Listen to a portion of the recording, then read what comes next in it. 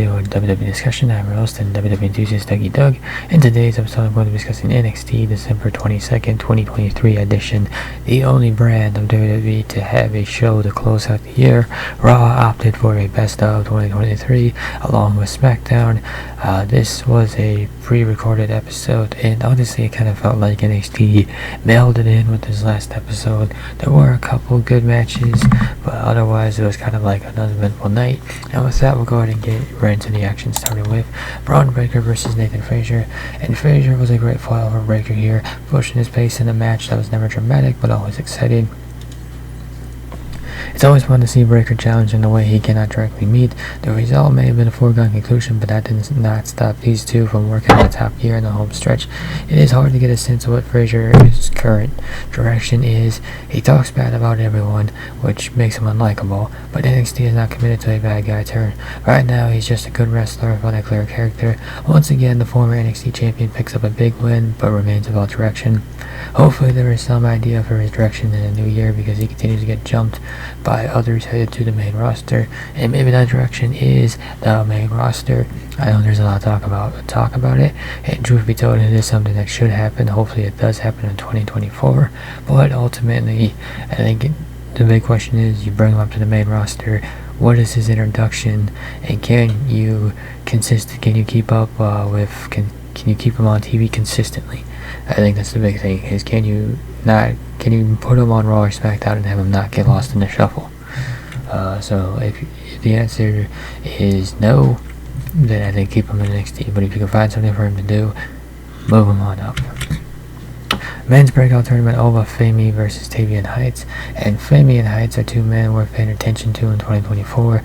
These guys are powerhouses that can move. Of the two, Femi is the one that is especially intriguing. While it took too long for NXT to commit to him after his initial debut, it seems like NXT is finally ready to push him as a destroyer, and he could be a natural replacement for Bron Breakker. He's going to stop Gold Force and the Gold Brand if NXT wants to go that direction. Heights himself is no slouch though, and looks like an impressive amateur wrestler that can challenge anyone. Femi versus Osborne is an intriguing combination because NXT is not giving away who the favorite is. Of the two, the big man has impressed more, so this is a good finals match in that it doesn't really seem fairly obvious who would win. Osborne's got some momentum. He picked up a surprise win over Alexis King, who seemed like a favorite to win the tournament once he was put into it. But Oba Femi is somebody who was on TV for like a week, maybe two, and then disappeared, but now got a chance to come back around on the Breakout Tournament. I would think it leans more towards Femi over Osborne, but honestly it could go either way, and that's good news for this Breakout Tournament finals. NXT On The Ground, Dijak versus Eddie Thorpe, and once again Dijak picks a fight that he ultimately loses, but it always leads to a great match at the end. This was by far Thorpe's best match in NXT so far.